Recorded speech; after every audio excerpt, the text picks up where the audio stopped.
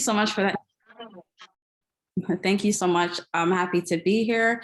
Hey, everyone. Let me know, are you guys excited? I want to get some engagement going in the chat box. Just like Andrew said, when I host workshops and whatnot, I do like to engage with who I'm speaking to. So we are going to have icebreaker just now, but I just want to get some energy going. So thank you guys for showing up today. Welcome to How to Turn Your Business into a Brand. All right, so let's just jump right in.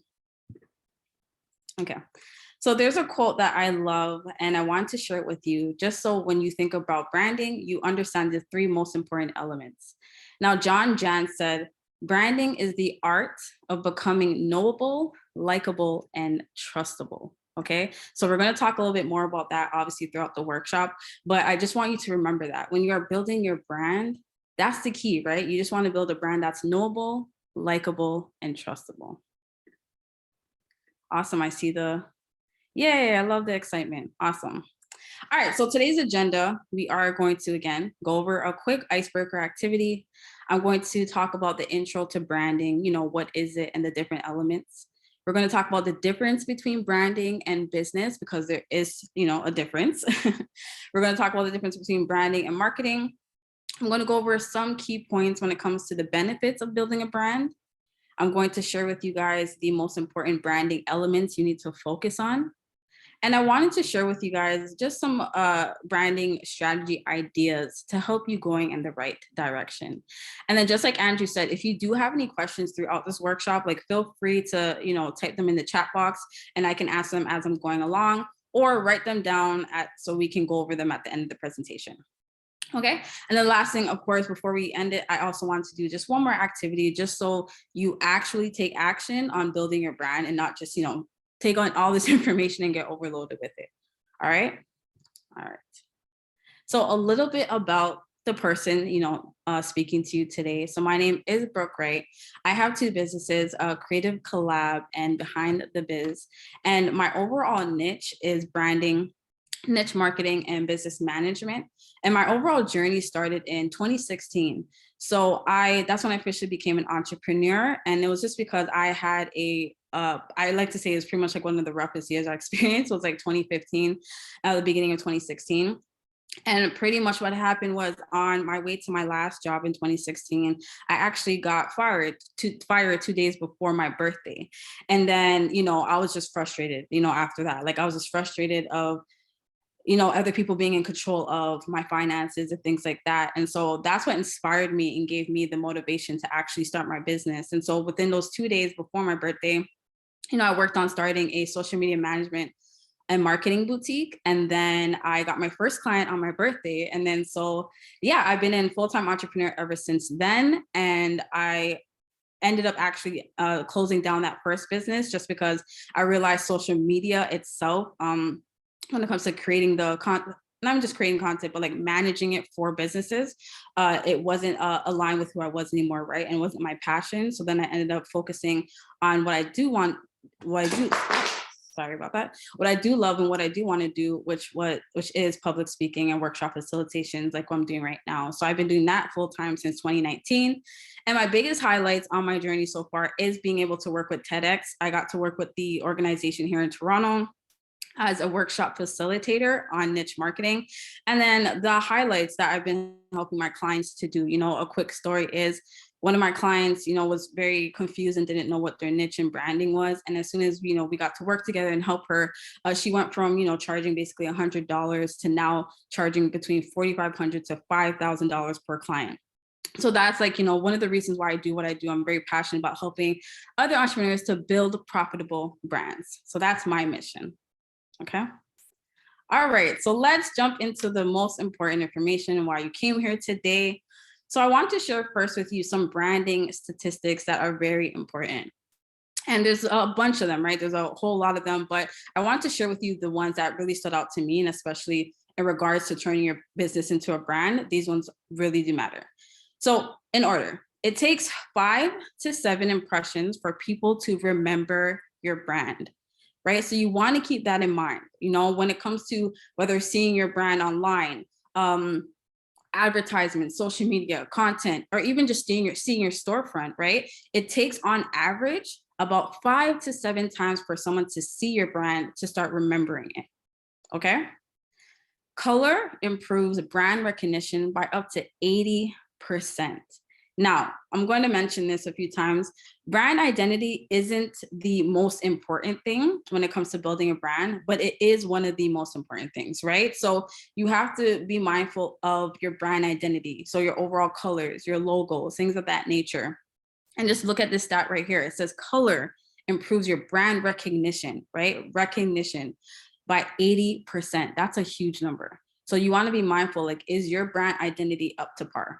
And does it align with your audience, your customers, and who you are as a business?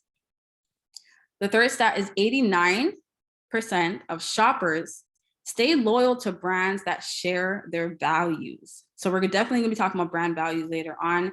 And I wanna talk about how you can use your values to really build that connection. 73% of consumers love a brand because of helpful customer service, right? That goes without saying. Presenting a brand consistently across all platforms can increase your revenue by up to 33%, right? So that just obviously basically just means, the more consistent you are on online in your marketing with your branding, et cetera, you can increase your revenue. So there's a lot of benefits when it comes to building your brand. Next step, brands with poor company branding pay 10% higher salaries. Over 70% of brand managers consider building an audience more important than converting sales. And I also agree with that because, it's important to build that community. It's important to really connect with your customers, with your audience, more than it is for you to focus on the sales, because that's what really drives your sales, right? Is when you're actually connected to your audience. 82% of customers feel more positive about a brand after reading customized content.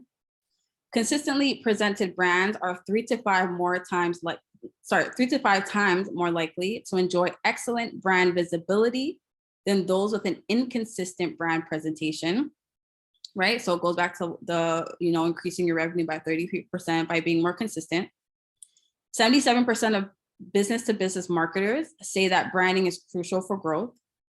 86% of consumers prefer an authentic and honest brand personality on social networks.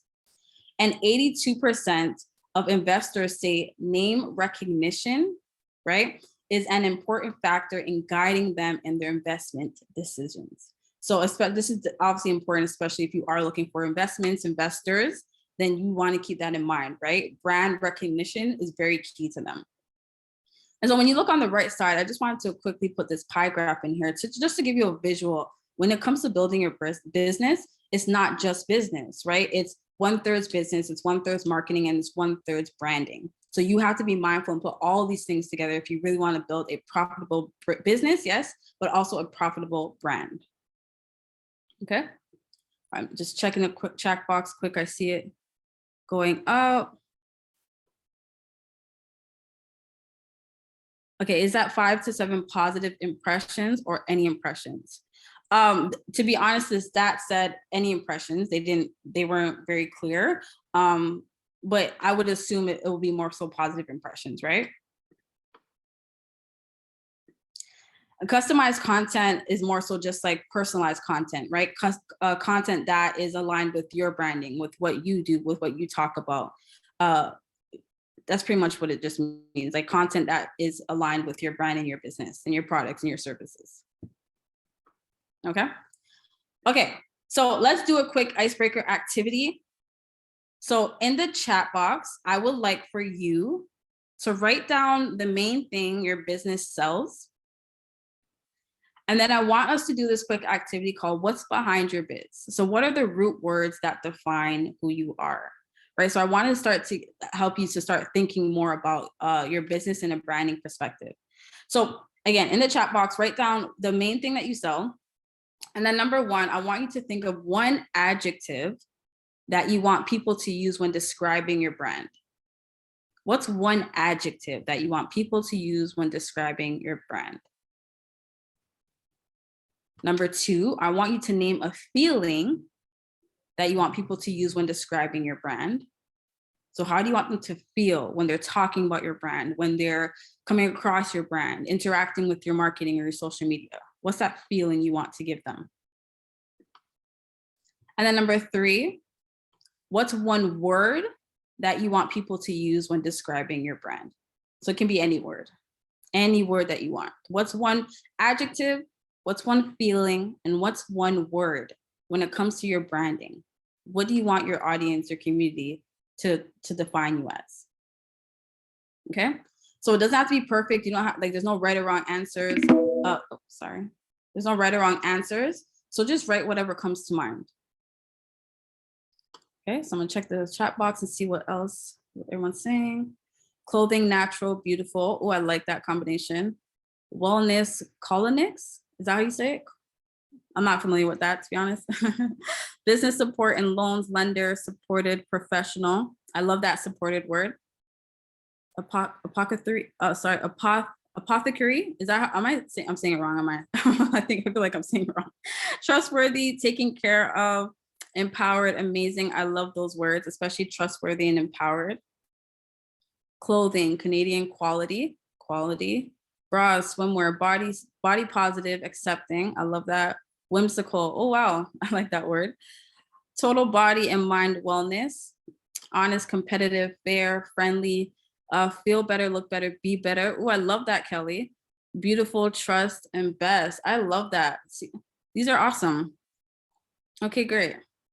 We got one more. So local produce and groceries, fun, welcome, community. Love that. We sell cold pressed juice. An adjective for a brand would be wholesome. Feeling would be a feeling of wellness. And a word to describe us would be natural, healthy. Okay, awesome. Thank you guys. I'm loving these. Chalk paint, local artisans, talented, honest, competitive. We're an outdoorsman, outfitter, outpost that sells and rents camping, hiking, survival, and adventuring supplies, equipment, and apparel. We want to be trusted to give honest feedback. Interesting.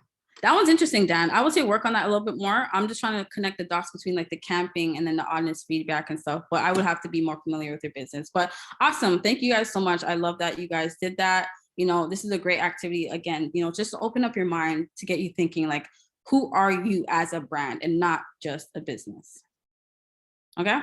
Now let's talk about the intro to branding, because again, branding is an umbrella term, right? It's an umbrella concept, but underneath that umbrella, there's different elements, different concepts that you can focus on. So your overall brand, right? A brand is the overall reputation and impression that you leave on people. It's the way that your audience, your market, can identify you, your image, and your personality. So ultimately, we all have brands, whether you're a business or not, right? As you know, humans, you know, we all have our own brands because we all have our own reputations, right? We all, in a way, leave impressions on people, whether they're positive or negative or both, right? So just as people, we all are walking brands, right? We all, whether it's our habits or our actions or our behaviors or our traits or our values, we provide ways for people to identify us, right? To identify who we are, what our personality is. And so everyone has a brand, whether, you know, they're conscious of it or not, we all have brands. And so that's just the overall term or concept of a brand, right? You just want to think about your reputation and your overall impression that you leave on your community. Okay.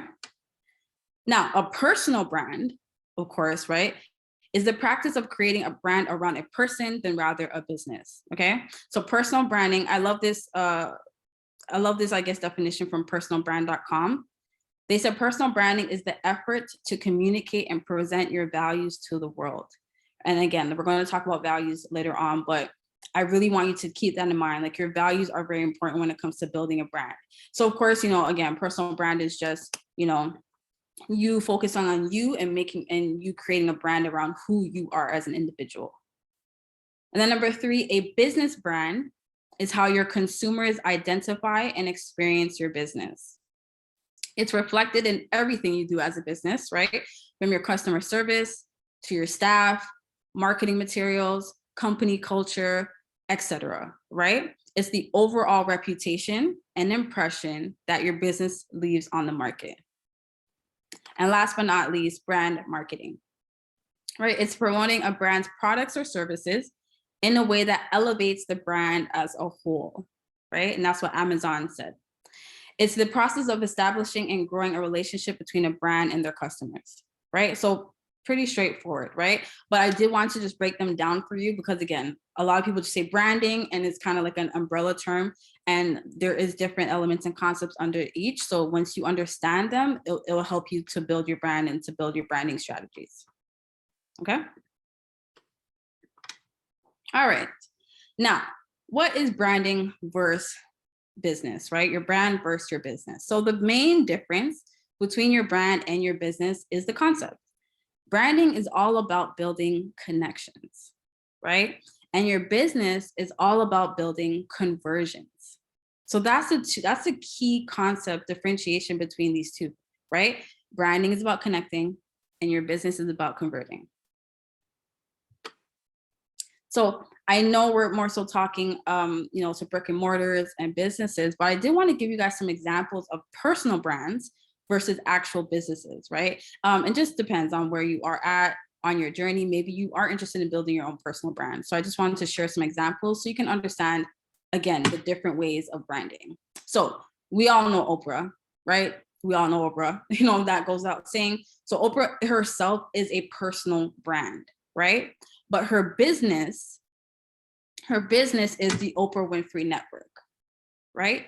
We have Seth Rogen. Seth Rogen is a personal brand. He's an actor, a business owner, and I think a philanthropist, right? But his business is Houseplant, his new cannabis business, right? Rihanna, her own personal brand, as we know, but her business is Fenty. Gary Vaynerchuk, personal brand, but his business or businesses, he has multiple, is VaynerMedia, right? So you can clearly see the difference between the person and then the business, right? The personal brand and then the actual business. So remember, your personal brand is the practice of creating a brand around you rather than your business. And a fun fact is, another stat said that 82% of people are more likely to trust a company whose high-ranking executives actively use social media, right? So for example, more people will tune into the Oprah Winfrey Network because Oprah is online, right? She's using her social media, she's engaging with people. Same thing with Seth Rogen, right? Same thing with Rihanna, and same thing with Gary Vee, right? So because they have a platform, because they're actively using their platform and connecting with the people and posting, whatever the case may be, it's also benefiting their business. Okay. Now, here are some actual examples of businesses who may not have, their CEOs or executives out in the forefront like that, but they still have a brand, right? So Nike, we all know, obviously the CEO, the founders, they're not really out there with their personal brands. However, the overall brand of Nike is very strong, right? We know Nike to obviously sell shoes, sell apparel, etc. That's them as a business. But their brand, we know them, to be all about fitness, right? Health, athletes, etc. So Nike, even though they sell shoes and stuff, they have created this brand around wellness. And that's why anytime you think of, a company that's in the areas of wellness or health or athletes or fitness, we automatically think of Nike, right? And when you think of other shoe companies, or like their competitors, say like even Adidas or Puma or something, right? They don't have that super strong brand like how Nike has, right? We don't think of Puma when we think of fitness and athletes and stuff like that, right? But we think of Nike. TELUS, right, is another example, right? So we all are familiar with the TELUS commercials, using the animals, to hit our sweet spots and stuff like that. So TELUS also never had people. They didn't have no one in the forefront. I don't think they really had any humans, right, in their commercials and stuff. But that just goes to show the power of their brand. Because when they had these commercials using the animals and stuff like that, they had a really profitable business.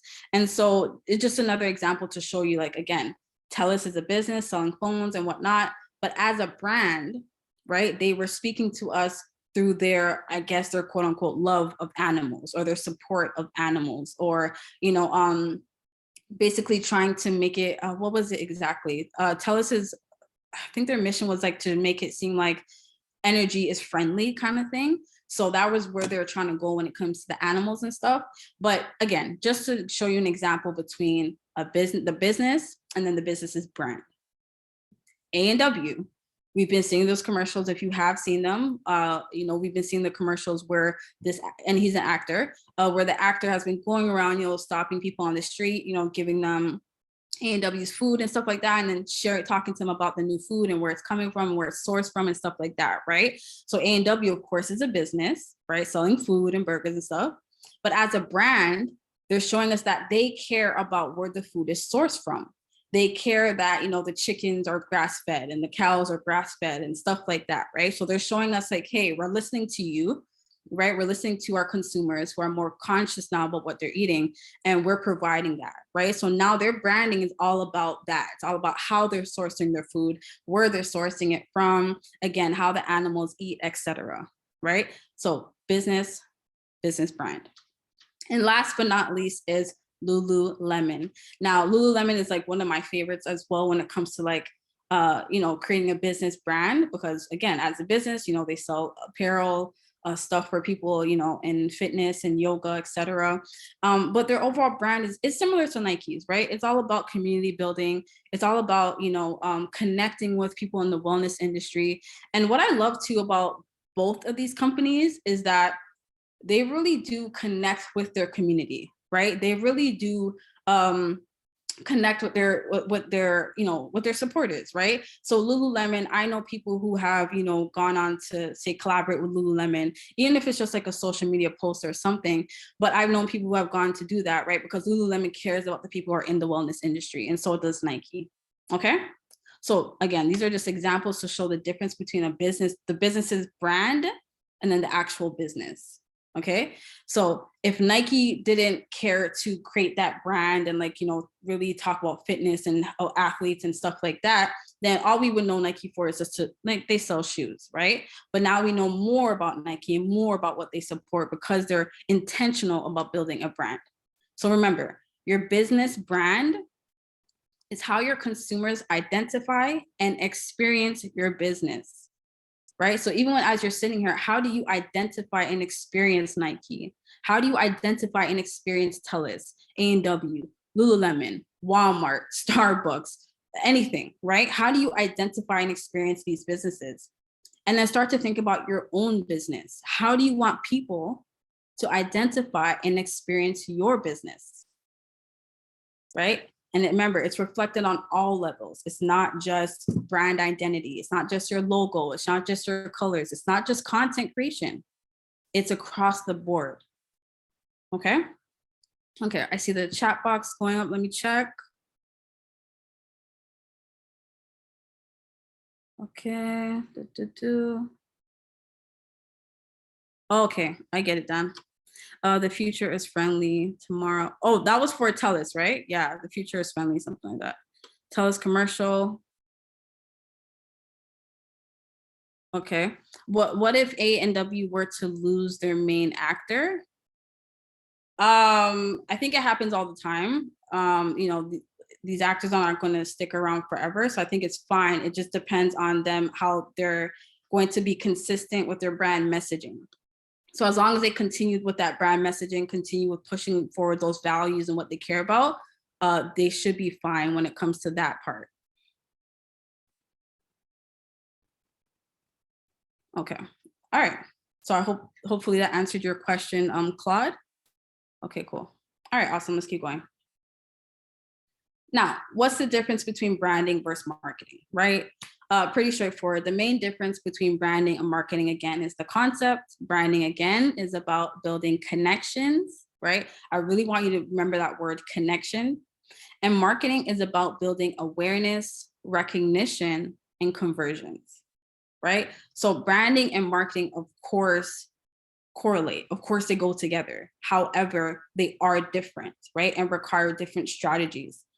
However, your branding comes before marketing, but your marketing enhances your branding, right? So that's why it's even more important to focus on your branding, because when you're clear on your brand, right? When you're clear on your brand elements, etc., it's going to help you to build more effective marketing strategies. more effective marketing campaigns. But if you're unclear on who you are, if you're unclear about your branding, how are you going to market that? What exactly are you marketing? Okay. Now, all this talk about branding, is it even important? You know, I have entrepreneurs actually say like they feel like, you know, it's not that important. They just want to focus on, you know, building a business and focus on the behind the scenes, which is awesome. But it depends again on what your goals are. It depends again on what you envision for your business and your branding. Overall, if you do care, you know, to build an influential business, right? To build a business that really connects with people and connects with your community and whatnot, branding is what's going to help you do that. So here I wanted to share with you 8 benefits of building a brand. So the first one is simple. Like I said, connections. Like you're going to hear me repeatedly use this word, but repetition is key, right? And I want you to understand that connection is really the power to building your brand. Like connections equals conversions, right? I strongly believe that in business and marketing, when you create that connection and you find that connection between you, your customer, you know, your audience, your market, right? Investors, whatever, when you find that connection, that's how you're going to be able to convert, right? But you got to be clear again on your branding, which we'll get into a little bit more later. But just remember, the benefit of building your brand is to build that connection with your audience. So going back to that stat that we said earlier, 89, pretty much 90%, right? That's a huge 90% of shoppers stay loyal to brands that share their values, right? And values is very key because that's one of the ways you're going to build that connection. Once you're clear on your values, your brand values, your company values, you're going to use that to create those connections, right? But this is one of the, obviously the biggest benefit of building a brand is to create that connection so that you can create those conversions. Number 2, building a stronger, the benefit of branding is you get to build stronger credibility and trust, of course, right? The more you put more thought into your branding, the more you're intentional about your branding, building your brand, marketing your brand, etc., the more people are just going to trust you, right? That's just the psychology of things, the psychology of marketing, the emotion behind it. That's just how we as humans operate. The more we see a brand, especially when they're consistent, especially when we connect with them, we automatically are just going to build that trust. And so something I believe in when it comes to business marketing and building your brand is the more trust you build, the more traffic you'll build, right? Because again, when people trust you, they're going to keep coming back to you, right? Going back to the stat that we said before, 90% of shoppers stay loyal to brands that share their value, right? 90% stay loyal. That's the key. So when you build that trust, you're going to have, 80 to 90% of your customers constantly coming back. And not only that, when people trust your brand, your business, they're also going to start telling more people about it, right? So trust equals traffic. And so a stat that we said earlier is 86% of consumers prefer an authentic and honest brand personality. So ask yourself, are you actually building a business that people trust? Does your brand presence, inspire them to trust you, right? Does your content, does your services, your products, does that all increase that trust factor? So this is very key, because when people don't trust you, if they don't trust your business and your brand, they are not going to connect with you. And obviously, more importantly, they're not going to want to convert. Number 3, another benefit to building a brand is you get to build your brand equity and authority, right? So this is obviously key, especially if you do want to build an influential brand. You do want to, you do want that authority level, right? You do want to build your brand equity, because influence equals interest. Influence also equals impact. The more influential you are as a brand and as a business, the more interest you'll receive, right? The more interested people will be, the more impact you'll leave, the more impact you'll make, right? So when you're building your brand, yes, you get to build your equity, your authority level, quote unquote power, you get to be more influential, etc., right? Which is important because, again, you want that interest, you want to create that impact. And so another stat is 82% of investors, like we said earlier, Say name recognition is an important factor guiding them in their investment decisions. So the more influential you are, it's going to be harder for investors to say no to you, right? It's going to be harder for people to say no to you. It's going to be harder for people to not want to know what's going on over there, not want to know what everyone is buying. What's the latest thing? What's the latest brand? What's the latest business, right? So once you start to build that influence, you of course build that recognition, which again increases your equity and your authority.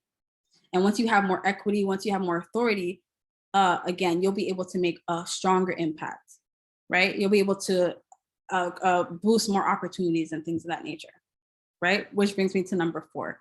Another benefit is you get to increase your opportunities and sales, right? When you focus on building a brand, right? When you're focused on building your brand, again, you get to increase your opportunities and sales because you're increasing that influence, which is increasing the interest, which is increasing your impact, which ultimately increases your income, right? There's a quote that said, create an impact, make more income, something like that. I wish I remembered it verbatim, but it's something like that. It's like when you create an impact, you make more income, right? And so that's the benefit of building a brand. When you build a brand, especially when it's consistent, especially when it really truly connects to your customer avatars, right? Again, you're going to be able to increase your income. So another stat said, again, presenting a brand consistently across all platforms can increase revenue by up to 33%, right? So in order to even get to this point of you being influential, of you, increasing that interest, that impact, and that income, right? You do want to be consistent with your branding, right? You do want to continue to market yourself. Okay, number 5. Another benefit is you get to, create a clear brand position, right? And clarity, back to my favorite word, equals connections, right? As a consumer, if I'm coming across your brand and I'm unclear of what it is you do, if I'm unclear of what it is you offer, if I'm unclear of even where you're located, I'm immediately, just as a human, going to get disinterested, right? And I'm going to move on to the next person, right? So you want to make sure that you are crystal clear when it comes to your brand positioning. Who are you as a business, as a brand? What do you do? What do you offer?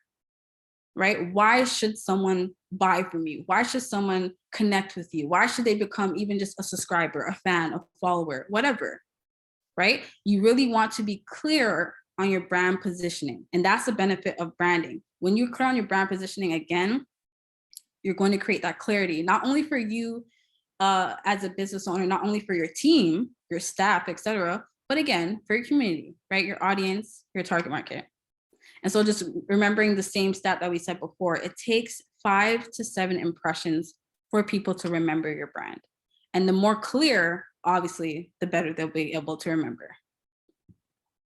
Number 6, free word of mouth marketing, right? That's like one of the biggest benefits of building a brand. Again, just like I said earlier, when people trust you, when they connect with you, we're humans. That's just how it goes, right? We're going to want to tell other people. You're going to want to tell, your husband, your wife, your boyfriend, your friends, your family, whatever. You're going to want to tell someone about this new business that you just came across, this new brand. Oh my gosh, you love them so much, whatever the case may be, right? You're going to want to tell them. And so that's the beauty of building a brand, because when you build a brand that people, again, connect with, they're going to want to tell people about it, right? They're going to want to be like, hey, did you check this out, right? And so if you didn't know, word of mouth marketing to this day, even with all the social media advertising and all that, word of mouth marketing is still one of the number one marketing strategies that people or that businesses use, right? So it's one of the most effective marketing strategies is word of mouth, right? So word of mouth is directly responsible for 90% of most purchases within a business. 90%. So imagine that. 90%, right? So you really, really do want to focus on building that community, right? You really want to focus on building those connections, because it's your community. It's the people who build your brand, right? You're building your brand, but it's the people who's going to advocate your brand for you. It's your community. And if you don't have a community, if you don't have, supporters and customers raving about your business and your brand, then that's something to look into. All right. Number 7, Another benefit of building a brand is you get to stand out from your competition, right? As much as people try to pretend that there's no such thing as competition, in business, there is always competition, right? And you have to be honest about that. You have competition. And so the key here is you need to stand out from your competition, right? Especially, depending on, well, I believe that every single industry is oversaturated, quote unquote, right? And so you do have to figure out a way to, okay, how can I stand out, versus the 10 other restaurants on my street? How can I stand out versus the other, 100 photographers in my city, right? So we all have competition, whether you want to be conscious of it or not. We all have competition in our, in our industries. And so asking yourself, how can you stand out from the competition, right? And one of those ways is by building a brand and being intentional about the brand you're building, okay? Because competition equals opportunities, right? Having competition is not a bad thing. When you watch your competition, you can learn from them. You can learn their branding mistakes. You can learn the things that's working for them, right? You can see what their customers and their communities complaining about. You can see what they're raving about.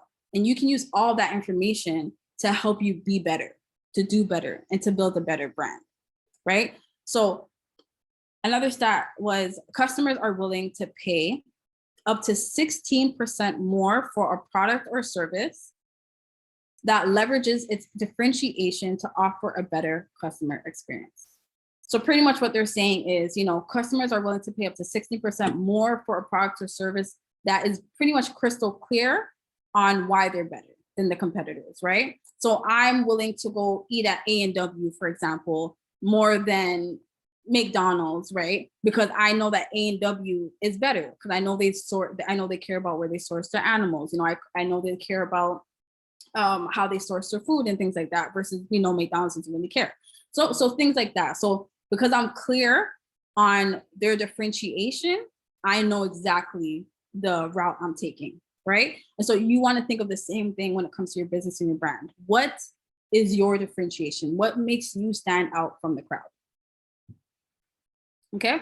And last, but definitely not the least, because like I said, there's countless benefits of building a brand. But the last one I have for you today is another benefit is you get to build instant recognition. And that is really key because it goes back to everything I was saying before about building your influence and building your connections, right? So another benefit is you get to build instant recognition.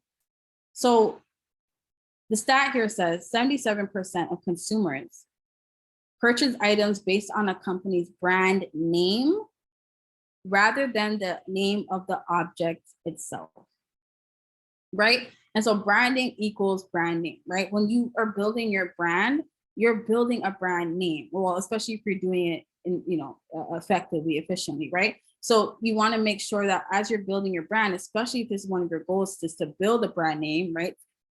Which should be one of your goals because it does help you to build that instant recognition. You want to be on the top of people's minds when they think about whatever it is you're selling.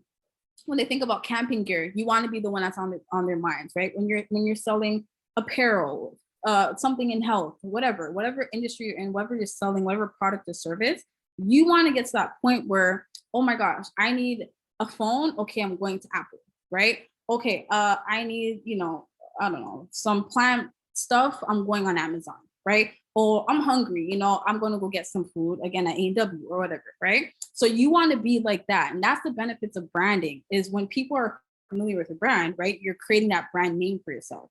So when they need something, if they need to even recommend something to someone, they can easily be like, oh yeah, I know this person. I know this business, right? And so that's the benefit of building a brand. Okay, awesome. All righty. Check the chat box. Okay, good. Everyone's good so far? Cool.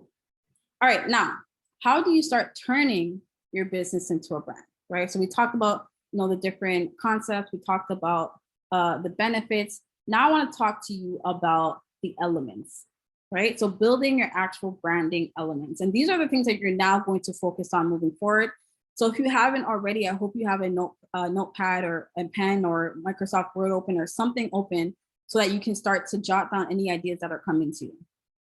Okay, but I really want you to focus on these branding elements. So we're going to talk about your brand purpose, story, vision, mission, positioning.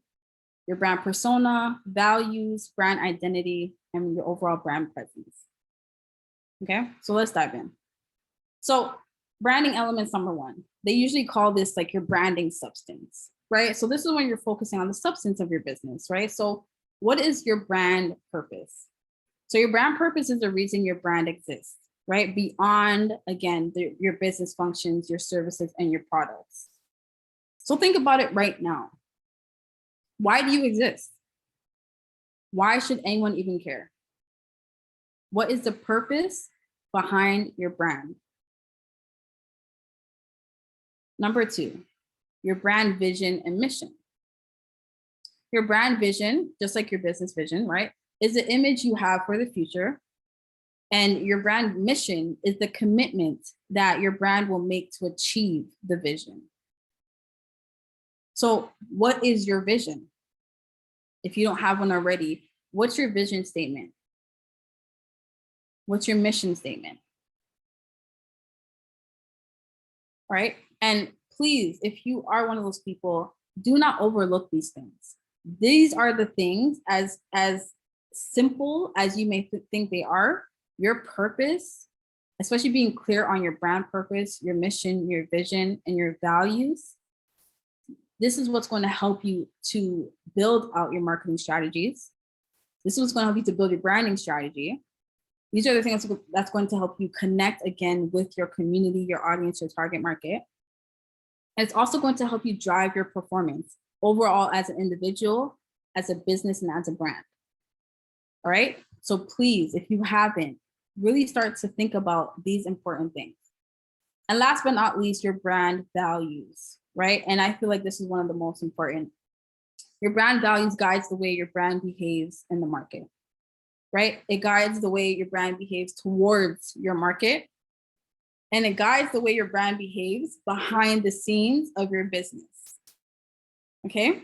Because why is this important? It's important because when you are clear on your brand values, again, like it really does help you to drive the way you perform, the way you maneuver, right? Especially when it comes to certain trends going off or certain things happening in the world, right? If you know your company values, you're going to be able to, again, know how to maneuver when certain things happen, right? Are you going to speak up as a brand, as a business when XYZ happens in the world? Or are you going to take a step back? Are you going to support this mission or are you going to, support that mission, right? Are you going to, maybe sponsor this person and maybe not sponsor this type of person, right? But all of these things will be easily answered once you're clear on your values, right? Okay, hold on, I see a chat box, let me just check. Okay, I'm assuming this is from the first one. Okay, so we'll get back to that later. Okay, awesome. Right? Everyone's good, crystal clear, your purpose, your vision, your mission, and your overall values. And also I'll add in, when it comes to your values, you don't need a long 20 list. Like if you have top 3 values, that's fine. 5 values, that's fine. If you have 10 or 20, that's fine too. From all the years I've been learning about branding, I don't think there's ever been like a certain amount that people can or can't do. It really just comes down to you, your business and your brand, your purpose, your vision, your mission. Okay. Now let's talk about your brand positioning. So first and foremost, when you are building a business, right, not just a brand, like we should all know this, but knowing your audience persona is key, right? Knowing your customer avatar is very important, right? Because your audience persona, of course, defines who your niche target market is. It defines who your audience is and who your community tribe is, right? So if you're not clear yet on your customer avatar, this is also something that you should be working on. Why? Because how are you going to build a community? How are you going to build connections if you don't even know who you're building a connection with? Right? You got to be clear on who your people are. And even if it's not 100% clear at the get-go, that's fine. But at least have some type of visual or some type of description so that you know who you're talking to. You know who you're targeting. You know who you're connecting with. Okay, so think about that. Who is your audience persona? Then number 2, your brand unique value proposition. So most of you guys are in business, so most of these terms should be familiar with you, but if not, that's okay. But your unique value proposition is literally it simply states how you're different, what makes you unique, again, versus your competitors. Like how I was talking about earlier, that's the main thing. So what's your unique value proposition? Why are you so different? Why should anybody choose you over, again, the next 10 or 100 people that offer the same thing you do? And this is also how you're going to connect with your community, your people, your audience, your customers, right? This is what you're going to use when you're creating your marketing strategies, your marketing campaigns, and your content creation, right? This is what you're going to use when people even walk into your store, right? You want to make it bold. You want to make it known. Just like A&W says, hey, we're different from McDonald's, Burger King, Wendy's, Five Guys, all these places, because, hey, these guys don't care about how they source their food, but we do. You see what I'm saying? Very clear UVP. You want to do the same thing for your brand. And number 3, brand statement. So your brand statement provides a description of who you are, what you do, and who and how you help. Okay, so simple as that. I know that there's some brand statements that go a little bit more in depth. You can, if you want, like look those up, but this is simple, keep it simple and significant, right? Your brand statement, it's just about who you are, what you do, who you help, and how you help them. Okay, so, and that's your brand positioning. So once you're clear on your customers, your audience, your target market, once you're clear on what makes you different, why people should choose you, right? And then you're clear on who you are, what you do, and how you help, right? This is what's really going to help you build your brand and turn your business into a brand. It's what's going to help you to improve your marketing, your content, your connections, etc. Okay. All right, check the chat box. I see something. Hold on. Okay. All right. Brand persona. Now, brand persona, is simple and straightforward. It's literally just the personality of your brand, right? So just like I mentioned earlier, how we all, as people, we're all walking brands, right? We all have our own brand personalities, right? It's the same thing for obviously your business, right? So what's the personality of your business? So number 1, your brand voice, right? How do you sound to people? So your brand voice is the personality your business expresses through your brand communications and marketing, right? So how do you sound? It can be as simple as maybe you have a fun vibe to you. Maybe you're political. Maybe you're serious. Maybe you're angry. Anything, right? Maybe you're spiritual, whatever your voice is, right? What is your voice? How does your voice speak to who your brand is? So an example I love, I don't know if anyone knows of ClickUp. So they're like a task management kind of software, like Monday and Asana and stuff like that. But I love ClickUp. I would say I choose that one over all of them. But my point is, I follow them on Twitter.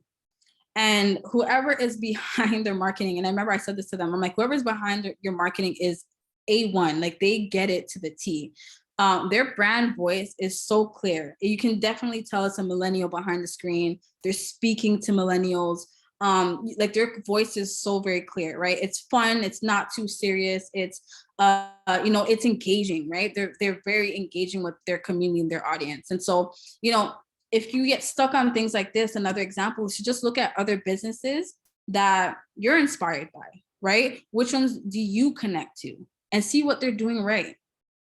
Right? See what is inspiring you, right? So again, like I said, ClickUp, right? So I would go to ClickUp and look at their overall branding, because they're doing a lot of things right. So if I ever need inspiration, or if I'm thinking of an example or something, I'm like, okay, let me go to ClickUp and let me see what they're doing right. Right? Let me see how they speak. Let me see how their voice is, etc. So if you ever get stuck here, think about, or even just check out your competitors, right? Like see what their voice is like, right? And see what's working for them. Number 2, brand language. So similar to your voice, but it's more so like literally about the language, like how you're speaking, right? So having a clear brand language helps you to speak to the right audience in the right way. So again, we have brands who, when it comes to their language, maybe they're more hip, maybe they use more slang. Again, you have more languages that are very political. You have people whose brands are both actual, languages. You have some, brands who are English and French, right?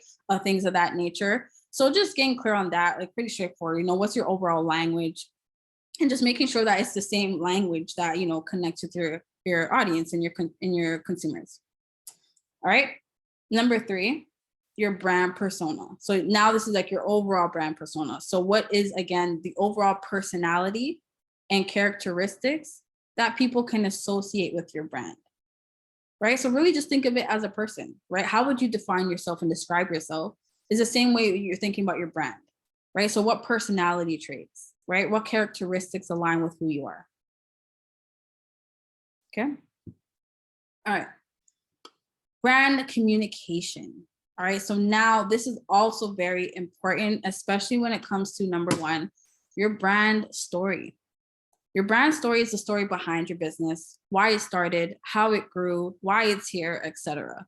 Right. So actually just yesterday, I was on Blog TO, I believe, and they posted this. Oh, I wish I remember the store, but there's this guy who has like a little hut downtown, and he sells poutines, and he started off by selling crepes or something. And so his story was very interesting to me because he started off doing that, and then he said, it ended up like when he was selling crepes, it was very slow. And then one day he decided to do like 1-day poutine days. And he realized like in 20 minutes, the first day he did it, he sold out of all his poutines. So then from then he went on to obviously becoming, just poutine shop, right? So now he just sells poutines every day, and they're always being sold out. People are always raving about it. And I think they actually said that his poutine place is the #1 poutine place right now in Canada. I believe that's what they were saying. But my point is, he had a story, right? And that story is very clear. Like I said, I literally just learned about this gentleman and his shop yesterday, and I already remember his story because it was very impactful. I like hearing, journeys like that where something didn't work out, where it was almost a failure, and then boom, an idea came and then it worked out. So I really love that. And so this is, again, I don't even eat poutine like that, but I'm actually interested in just meeting this guy or going to his shop to support just because of his story.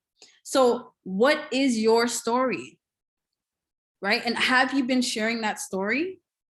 Do you tell people about your story? Do you tell them how you started your business? Do you tell them about the highs and the lows? Same way I came in introducing myself, I shared that story, right? Financial downfall, worst year of my life. I was frustrated with, finances and people controlling me. Then I decided to take, things I decided to take control of my life, started my business, got my first client, things took off from there, right? So people love stories, right? It builds that connection, right? I probably said connection like 20 times already, but again, I'm going to be repetitive because if you really want to build an influential brand, a profitable brand, you really want to focus on connection. Am I connecting? Is my brand connecting with my community, with my audience, with my target market? Right? And one of the easiest ways to start is literally just by saying your story. Right? Just by saying your story. And it doesn't have to be like, trial to triumph story. If you have kind of one of those simple stories, that's okay, right? Whatever your story is, though, get clear on that. Okay, again, your brand story is the story behind your business, why it started, how it grew, etc. So tap into your story. Number 2, your brand name and tagline. So if you already have one, awesome, right? If you especially have a memorable one, even better. But your brand name and taglines are the first step in creating an experience that aims to remain embedded in your audience's minds. So a perfect and quick example of this part is Nike, right? Nike, just do it, right? So if you can create a brand name and tagline, not like Nike, but as memorable how Nike's is, that will help you to build a influential brand, right? Because again, people are going to remember that. It's going to be easy to remember. And especially just like how Nike does, because it connects to a certain audience, right? Like they knew who they were talking to, because just do it won't apply to everyone. Not everyone's going to be motivated or inspired when they hear that, but an athlete will, right? Someone who cares about, being productive, getting things done, taking action, achieving their goals, etc. Right? Those are the people that Nike's talking to. Just do it. So if you can, think of a tagline that can go with your brand and your business that people can remember and vibe with, right? It has to be a tagline that people can connect with, and not just anybody, but again, just like Nike, focus on your niche market. Okay? And create something that can be memorable in people's minds. All right? Number 3 is your brand messages. Okay, so your overall message. So it's how your brand is going to communicate the reason it exists, the values it upholds, the problem it strives to solve, etc. So this is just your overall brand messaging, right? So what messages do you have to share? And how are you going to share that? How are you going to communicate that? Okay. All right, I'm going to check the chat box real quick. I see it highlighting. What was this place called? Oh, I don't remember the poutine place, but the article was on blog.to, and it was recent. It was literally just like yesterday. So maybe search for something like, maybe try typing in poutine and seeing what pops up. But it was like a little hut. Oh, actually, maybe Celeste, nom nom nom poutine. Oh, Celeste got it. That's exactly it. Nom nom nom poutine at Market 707. The article is Street Vendor Still Makes Toronto's Best Poutine After a Decade in Business. Oh, you guys are quick. I love it. Thank you so much. That's exactly it. Yes, that's exactly it. So yeah, check them out if you guys love poutines and stuff, right? But yeah, okay, cool. So we can keep going. All right. Now let's talk about your brand identity. Simple, straightforward. I won't spend too much time on this. It's really just your identity, how you look visually on the outside, right? So it's your colors, your fonts, your logo, your visuals, etc. So of course, your brand colors and fonts are what speak to the other elements of your branding and even the psychology behind it, right? So for those of you, I would recommend, especially depending on the industry and the business that you're building, but I would look into the psychology of the colors that you're using and just making sure that they, again, align, with your business, with your branding, etc. Right? But look into the psychology of colors. You can literally type that in on Google and you'll have a whole bunch of articles pop up with people sharing, different tips and information on the psychology of colors, especially when it comes to business colors. Okay? But pretty straightforward, right? So just your brand identity, your colors, your fonts, just making sure that they're consistent, making sure that they're quality, especially when it comes to fonts. Please, I'm sorry if this is you, but please stop using like fonts from like 2000, 1990s. Like, we're in 2022. It's a whole different game out here. It's a different time.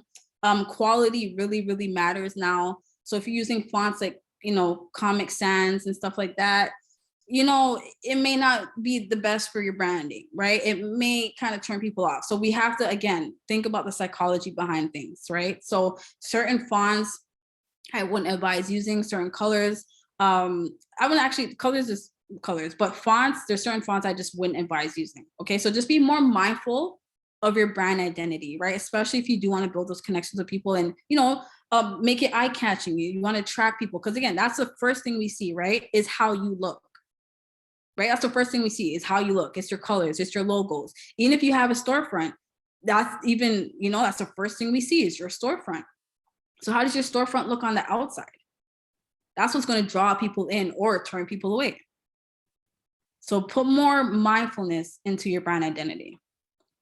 Okay, your brand logo is the image that stays in the minds of your audience. Of course, you want a logo that's, memorable, a logo that's pretty much memorable. I mean, logos, it's a tricky topic to talk about, but because at the end of the day, it's still your business. You do want to have a logo that speaks to who you are.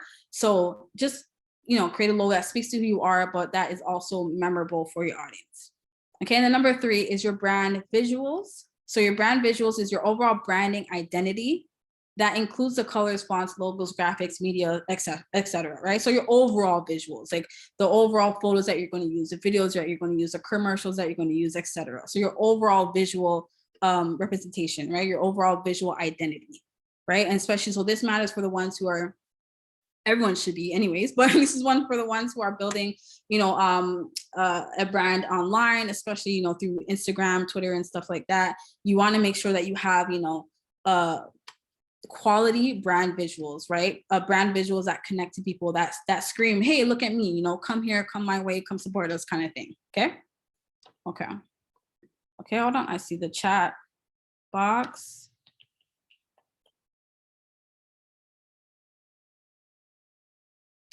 So what fonts are 1990s? I mean, there's a lot. I don't know them all off by heart, but if you were to look at, say, I don't want to say old school, but kind of old school fonts and things like that, or, original Microsoft Word fonts and stuff like that, you do kind of want to stay away from that, right? What if we are appealing to an older audience?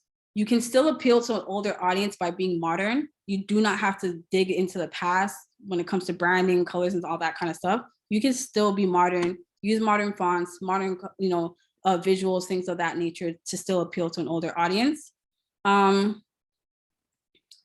says, I'm feeling discouraged about using big hashtags on social media. I'm an artist and have found that the better reach I get, the more copycats, flat out plagiarizing my art I see in my city and beyond. Thoughts? So I'm feeling discouraged about using big hashtags on social media. Why are you feeling discouraged about using big hashtags? And when you say big hashtags, what does that mean exactly? And I'm an artist. I have found that the better reach I get, the more copycats. So here's the thing about building a brand and business, right? Especially when you become bigger, you become more influential, etc. Copycats, quote unquote, is inevitable, right? You have bootleg iPhones and iPads, right? I feel like copycatting, people copying businesses, is always going to be a thing. That's not something we can necessarily run from, but there are, things that you can do to ensure that your work is copyrighted, right? Whether it's trademarking, patenting, actual copywriting, things of that nature. So Laura, I would need to learn a little bit more about your business to help you out with that. But I hope that answers your question regarding the copycats thing. Like really, you guys, we can't run from copycats. I mean, I have people today who still copy my content as well, but it is what it is. I mean, what's that saying? When people copy you, they can't really keep up or something like that anyways. Like you're the trendsetter. So it's just about the mindset too. And then again, just on the legal ground, just making sure you're covered. I know the other day I was on Twitter and there's actually this whole spew between these two ladies who are both in the marketing world, and legal actions being taken because apparently, one of the girls were taking content or taking the other girl's trademarked work. So because her stuff is trademarked, she's able to, take legal matters. So it depends. It depends on your business. It depends on what you're selling, your products or service. So if you feel like, you need to trademark it, patent it, whatever, definitely do so, right? Especially when it comes to art, I would definitely do so. Tracy says, so we have to research what MS Office released. No, I'm not saying to research it, but I'm not sure your age bracket, Tracy, but you just, I'm trying to think of the best way to say this. There's just a certain visual, right? A certain vibe, a certain identity that, was, say, between 2000 and 2005, and then 2005 and 2010, and 2010, 2016, even between 2010 and 2016, when social media was, just starting and becoming a bigger thing. Even between then, the visuals and identity and stuff was different, right? But now we're in a different area in marketing and branding where things are more modern. They're more high quality. So if you go on, say, especially Instagram, if you go on a lot of people's websites, you'll see that the vibe, right, the whole brand identity now, 2022 versus 1990 or even 2000 or even 2016 is completely different. It's just more quality. It's more modern. It speaks to the generation that we are right now, right? Laura says, I mean, like Canadian artists, Ontario artists. Laura, do not run away from those. No, you should, because that is how people can search for you. That's how they find you.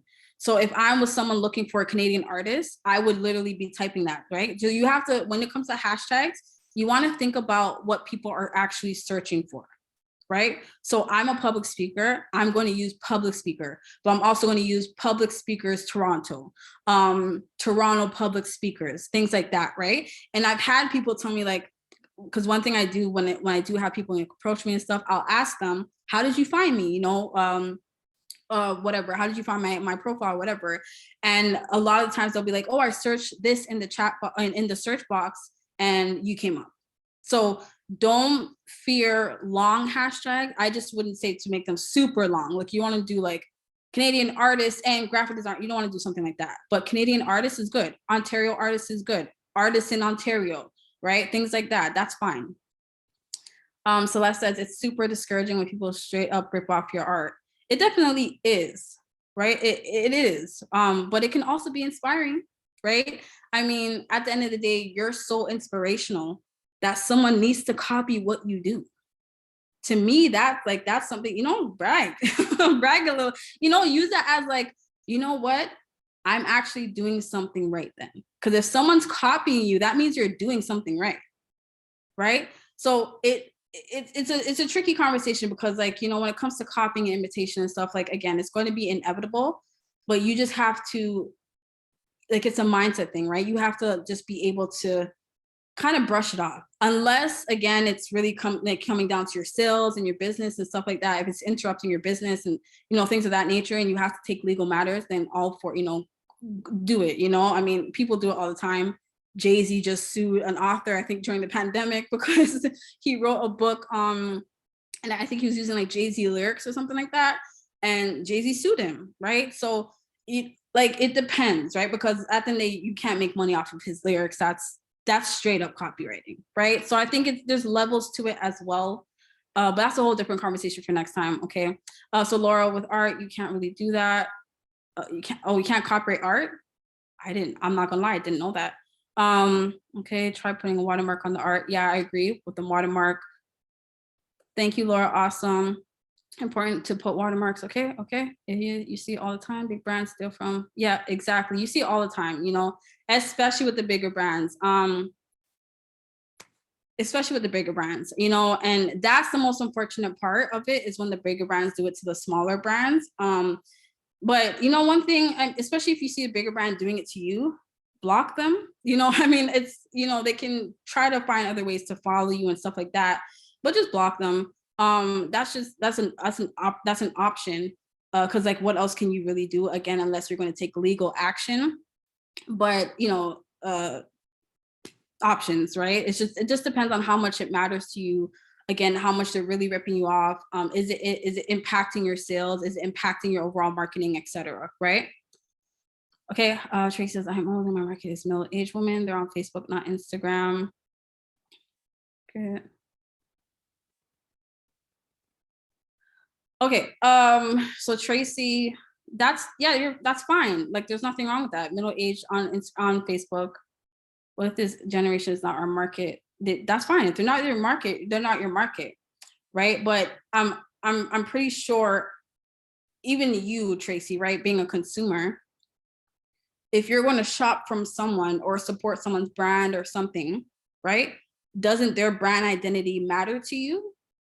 The way they look, you know, all that kind of stuff, does that matter to you? Right? So exactly. So you have to think like it's the same thing when someone comes onto your page. These are the things that's going to matter to them. And so because the first thing we see is the visuals, right? We visually see things first. That's what we're judging people off of first, right? So that's why I'm saying, like, you do want to be mindful of your brand identity. Okay? All right, let's move on. Just gonna take a quick drink. Oh, excuse me. Okay. All right. Now, let's talk about your brand presence. So this is the last of your branding elements, right? So now I'll just focus on your brand presence. So of course it aligns with your brand identity, but this is more so now about your website, your social media content, right? And if you have a brick and mortar store. So obviously, your brand website is, I like to call it your digital home, right? It's your digital home for your business and your brand, right? It's one of the ways to build your online presence, right? It's the easiest way that people can get to know you, who you are, what you do, how you do it. It's easy for them to know your values, your vision, your mission, all of that. Everything that we talked about today, especially when it comes to branding, can be all on your website, right? So you definitely want to have a website, especially if you don't have it or don't have one. Your website is what will help you to, again, increase those connections and conversions, right? So make sure that you have a website and that it is, as best quality as you can make it.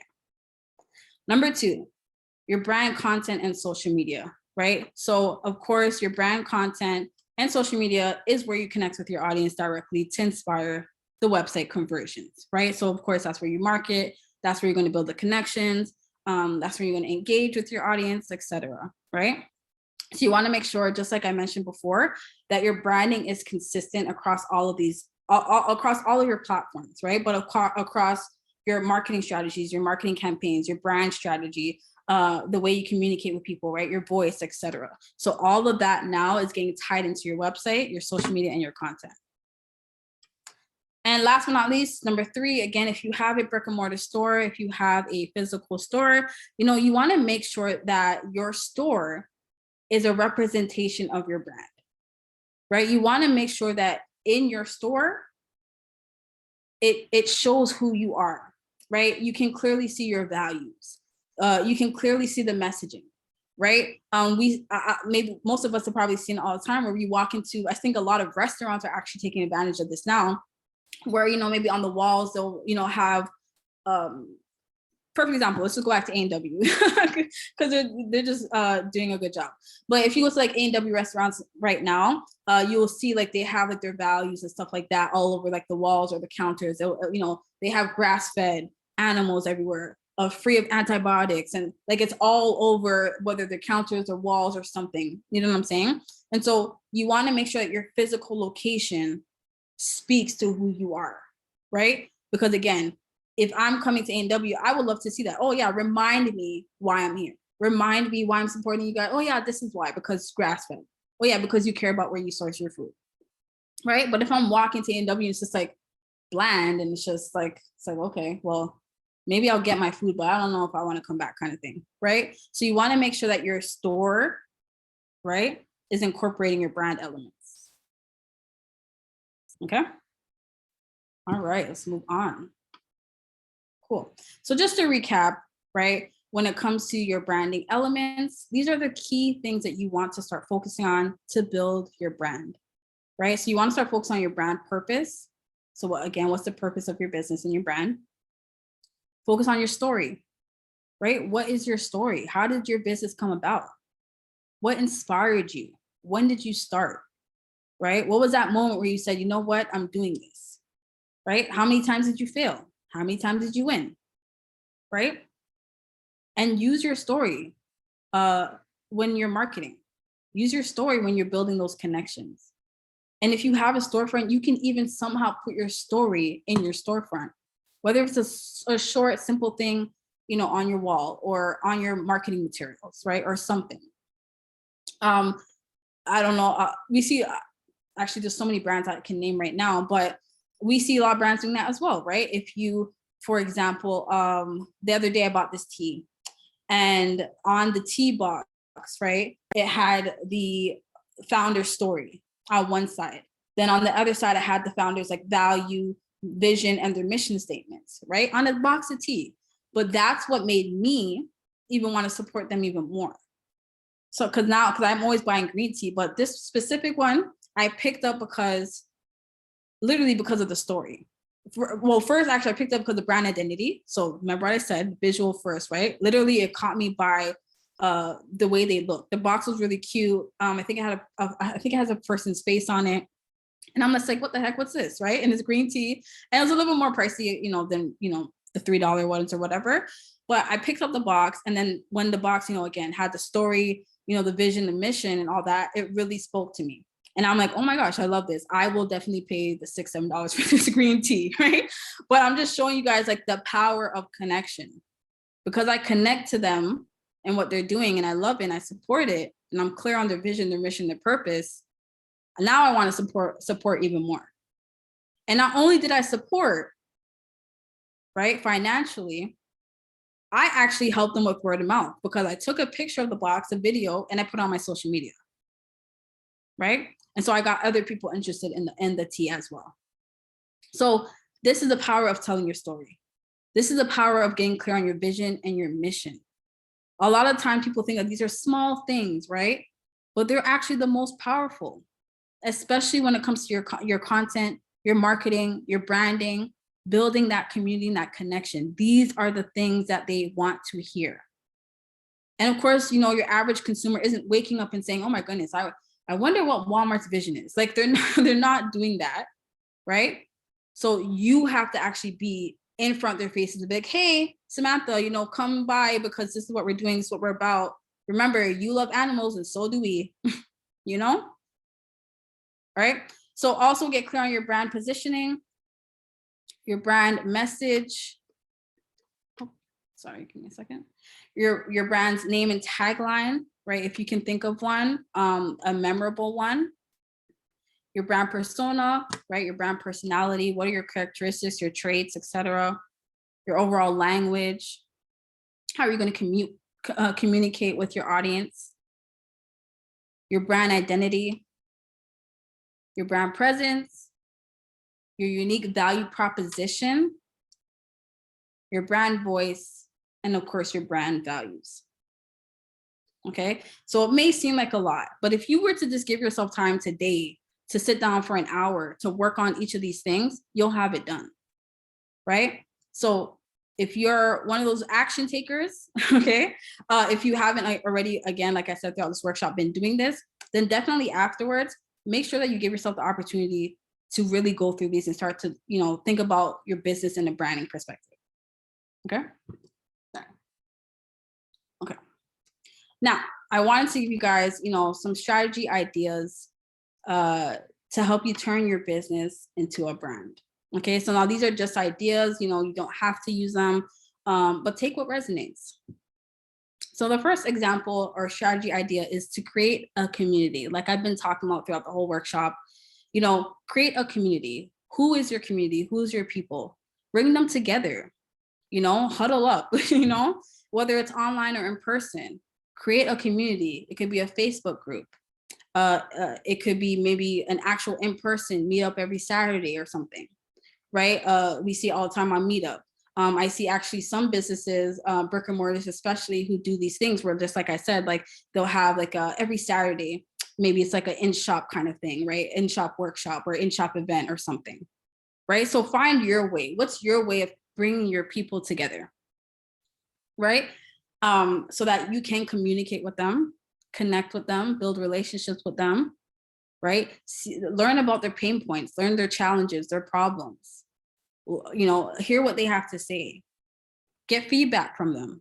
There's so many benefits to even just having a community, right? Because especially when they connect with you, that community can turn into your brand advocates, right? Your brand ambassadors, right? Your word of mouth marketers. So one of the best strategies to building a brand is to create a community. Another strategy idea is to start a movement, right? So say there's something that you really, really care about, right? Start a movement around it, right? It could be something serious. It could be something not so serious. It could be a petition. It could be a GoFundMe. It could be, a problem in the market that's not solved. Start a movement. An example of this could be even Uber. Like when Uber first started, they didn't blatantly come out and say like, we're starting a movement, blah, blah. But through their efforts and through their campaigns and through the way that they were building their business, right? Their movement was, building a better system when it comes to the taxis and stuff like that, right? So he started a movement through the actual drivers and then through the actual customers. Because once he got the drivers on board, right, then they started to campaign for Uber, right? And then once the customers got on board and realized, oh wow, it's cheaper, it is easier, it is simpler, and all these benefits, then the customers started to advocate for Uber, and that's what created the movement, right? So again, it doesn't have to be as big as that though. It can be something small, right? Third strategy idea is to sell your story, like I mentioned before, right? So this is actually one of the number one branding strategies that businesses use, is just their story, right? You can literally just focus on your story and selling your story, right? So once you're clear on your story, you know, the highs, the lows, etc., how it can connect to your customers, etc., just use that. Use that in your content, use that in your marketing, and sell your story, right? Let people hear what you got going on, right? I shared the story of the poutine guy, and it seemed like some of you guys were interested, right? So you see the power of storytelling. It can really increase, you know, your business in your community. And last but not least, another strategy that you can use is to use or tap into your niche, right? Or your themes. And a perfect example of this would be like, let's say Indigo, right? Or Chapters, right? So their niche theme is obviously books, right? So they focus on books and book lovers and readers and things of that nature. So I'm not sure if you guys know, but Indigo and Chapters, sometimes they actually have events in their shops, right? So they'll actually have full-on like authors coming through, you know, events for specific readers, specific genres, things of that nature, right? So that's another way that you can build a brand. So if you have something where it's like you're a super niche down, or you have a theme that you can focus on, use that to build your brand, right? Again, you know, people do all the time, whether it's a book club or a marketing club or a business club or things of that nature. We see a lot of examples of this on Meetup, right? So these are the 4 different ways that you can start to build your brand. These are the 4 different ways of building a brand strategy. Okay, so here's some examples I want to share so that you can understand it a little bit more. So when it comes to creating community, just like I mentioned before, we've seen Nike do it. We've seen Lululemon do it, right? When it comes to starting movement, we've seen PETA do it, right? We've seen Fenty do it, right? And Fenty did it because of the makeup, right? Not matching everyone's skin tone. So for years, can you believe this? For years and not even decades, makeup companies failed to create products that were diverse, right? That could go on anybody's skin. But Rihanna came and she started a movement. She said, hey, I'm sick and tired of the makeup industry not being able to offer products to everybody. So here comes Fenty, right? So there's different ways of ways you can start a movement. Number 3 is to sell your story again, right? So we've seen Oprah. We know Oprah's story, right? She went from trial to triumph, right? So we know her story. We know, so VaynerMedia is Gary Vaynerchuk. So for those who don't know his story, I'll just quickly, his story is in quick short term, basically he was helping his dad and his mom run their wine shop, right? When he was younger. And then basically he helped his dad go from, I think they were making like maybe 5-6 figures or something like that. And then Gary V was actually the one to help his dad's shop reach 7 figures. So now they're a multi-million-dollar wine shop because Gary V, took over the marketing department kind of thing, right? It's a little mom and pop shop, but he basically handled the marketing, turned their parents' business to a multi-million-dollar business, then, took those skills and went off and created his own business, right? And so his story, and I've been following him for years. I literally probably known Gary Vee since like 2011. So like I've known this story and he has literally been telling the same story for that long. But it just goes to show that it is powerful. It builds that connection. And he's not the only one. There's a lot of personal brands. There's a lot of businesses who use the same story. So you don't even have to switch up your story. You can literally use the same story. Okay. And then last but not least, again, when it comes to like using a niche theme, Fenty did it, of course, A&W did it, Nike, Lululemon, Houseplant, all these different brands all have their niche themes, right? They all focus on a niche, a theme, and connected to those people within that, right? They didn't even, not to say bother, but they didn't bother to try to speak to everybody, right? They found the connection and then they start to speak to that person, right? Okay. Oh, okay, hold on. I see the chat box. Kevin says, I met Nikki 6 at Chapters. Ooh, cool. Yeah, I'm not gonna lie to me. I had no idea what that is, but it sounds cool. But that's my point though. I remember I think it was at Yorkdale maybe last summer or the summer before that. And I remember Indigo Chapters, they had something to do with Harry Potter. It was like a big Harry Potter event. And I remember, like, I don't know if you guys know how the Indigo looks at Yorkdale, but when you walk in, it was so packed, like the entire Indigo like floor, it was packed with kids. And that's how I first learned about that they do those big events. Cause I didn't know that they did big events like that. I only knew about like them, doing like small authors, local authors coming through to set up tables and stuff. But I didn't know that they had huge events and stuff like that. So I just thought it was really, really cool because that's how you keep people coming back, right? Especially because again, they focus on their niche, which is readers. Obviously, these readers are, whether they're coming for their event, they're probably going to shop for other things. They're going to tell their friends about it, et cetera, et cetera, et cetera. Right. So it's like benefits all around when you do things like this. Okay. So think about your branding, think about your business, think about your goals, and think about what strategy, whether it's one of these 4 or maybe another one, but which strategy aligns with where you're trying to go or with where you are right now. What can you use right now to take your business and branding to the next level? Is it starting a community? Is it starting a movement? Is it focusing just on telling your story? Or is it tapping into a niche theme? Okay.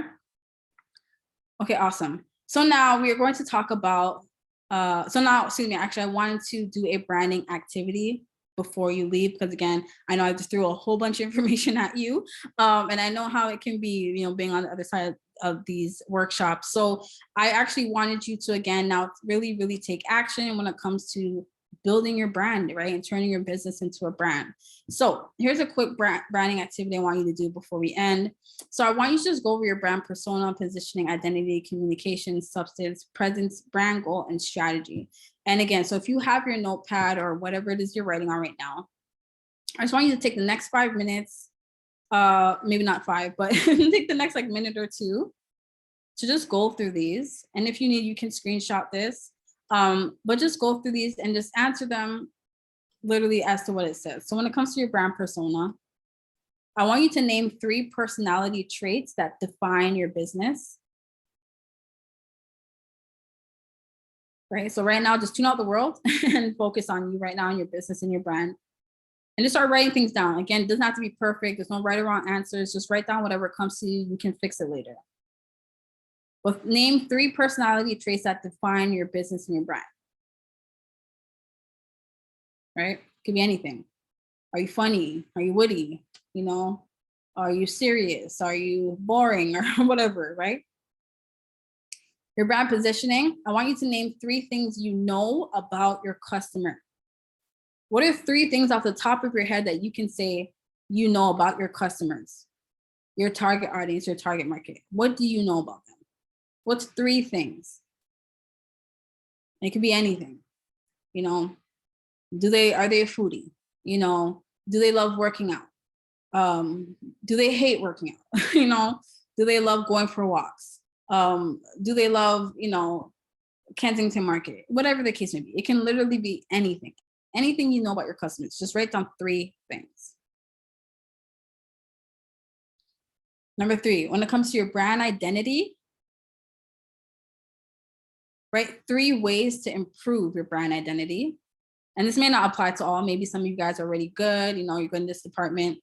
But if you feel like after everything we talked about that you can improve certain areas, then what areas are those? Is it your logo? Is it your colors? Is it fonts? How can you improve your visual brand identity?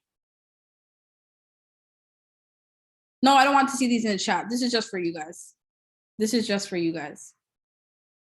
Because I really like, I'm big on like, you know, actionable things, practical things. And so I want you guys to really just like put all this knowledge that you learned, you know, I really want you to like put that into work, into your branding. Okay. So brand identity, yes, write down 3 ways if you need to improve your brand identity. Number 4, brand communications. Write down the top milestones of your story. Right? So write down the top milestones, and you can write down highlights, lowlights, whatever. But when it comes to your story, right, of building your business and your brand, what is the top, what are the milestones? Right? So for example, the poutine gentleman, right? Nom nom nom, right? His milestone was, you know, first starting off with you know, making crepes, right? Crepes wasn't really working out.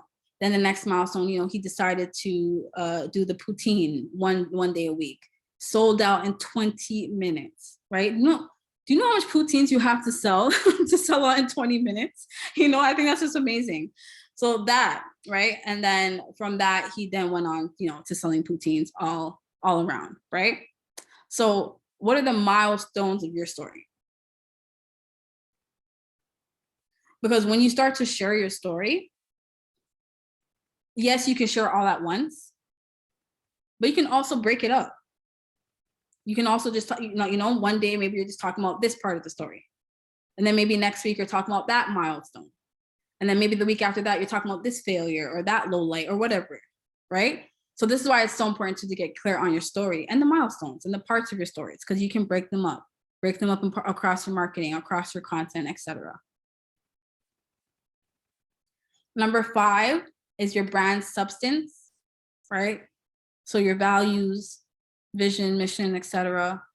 So name 3 values that represent your brand, right?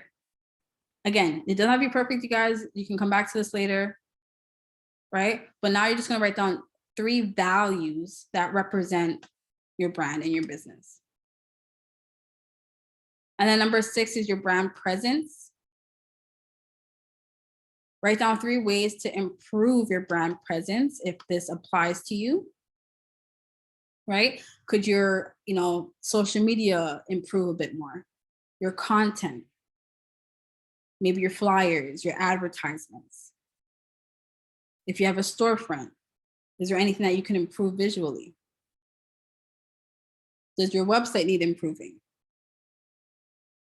Right? Does it speak to your audience? Number 7, your goal, right? You're here today for a reason, right? But what is your actual goal of learning these things? What do you now want to do? What's your goal when it comes to your brand? So besides just turning your business into a brand, what else do you want when it comes to your brand? What do you want to achieve? What do you want to do? What do you want to happen?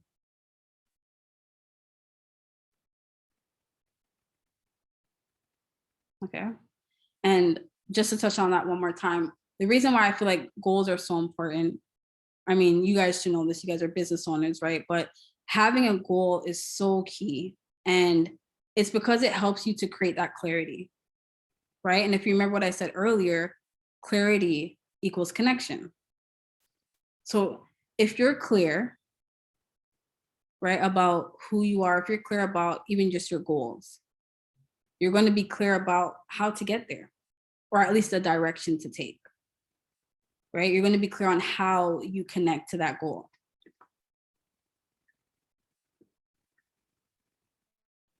Okay, and last but not least is your brand strategy. Okay, so from the strategies I either provided, or, you know, go ahead and research your own, but choose one strategy to start building your business brand today. Because again, you didn't come here for no reason, right? You came here to learn, but you also came here to apply what you're learning. So don't be one of those people who just attend workshops and then that's it. You know, the information goes in one ear and out the other. Be one of those people who attend these workshops, but also apply the knowledge that they're learning. So I don't care if it's one thing that stood out to you today or everything that stood out to you today. Take whatever it is that resonates with you today and start to work on it. Really start to put that intention behind your brand building. Okay? All right. And that's it. So just to recap this workshop, right? In order to turn your business into a brand, simply remember, building a business is about conversions. And building a brand is about connection. And I want you to really remember that word connection. Connection, connection, connection. I really want that to be repetitive because connection across the board is the key focus. Every business owner, entrepreneur, brand builder should be focused on is creating that connection, because that connection is what's going to create your conversions, increase your conversions, right? It's what's going to bring in your community, bring in your tribe. So connect with people through your branding, your marketing, your content, your services, your products, your storefront, whatever. But just make sure whenever you're doing anything, implementing any strategy, just make sure connection. Make sure you are connecting. Okay? To turn your business to a brand, also remember that building a brand persona is what attracts your ideal community. Remember to position your brand clearly. You want people to be able to come onto your social media, your website, whatever, and clearly know what it is you do. Who you are and what you offer, right? Make your stance clear. Okay, to turn your business to a brand, remember to create a brand identity that catches people's eyes and attention. Remember to communicate your brand through your story, your purpose, your vision, and your mission. Okay, because again, that is what's going to help you build that connection. Remember to share your values and purpose to build connection and trust, right? Because trust equals what? Traffic. So remember that. And remember to start building a consistent online presence for instant recognition, right? Again, you want people to be able to, if they see a logo, if they see a color, if they see food, your product, your service, if they see an ad, if they see a piece of content, whatever it is, you want them to immediately be like, oh, that must be so-and-so, right? And an example of this is, to be honest, my own brand. I've had a lot of people be like, oh, I instantly know when I see orange, you know, I know it has to be Brooke's content, or I know it has to be something with Brooke. Because I made my brand identity very clear, right? My positioning is very clear. Okay, and last but not least, you know, remember to stay consistent with your branding and marketing so you can increase your revenue. And that's it. Thank you guys so much. Oh, I see there's a question in the chat box. But yeah, we can definitely do some Q&A if anyone has any other questions. But if not, I appreciate you guys so much. And thank you for being here and allowing me to share this information with you. Awesome. Okay, so I'm just going to quickly check the chat box. Thank you very much, Brooke. It was really interesting and really valuable exercise. I'm sure everybody enjoyed it and really benefited from your expertise and knowledge. Does anybody have any questions? All right, so it looks like we don't have any questions. I'd like to thank everybody for joining us this afternoon and learning about branding. And sign up for our future events. We've got quite a few coming up over the next few months, and we'll have Brooke back again. So feel free to sign up to these webinars and keep learning. Thank you very much, everybody, for joining us this afternoon. Thank you.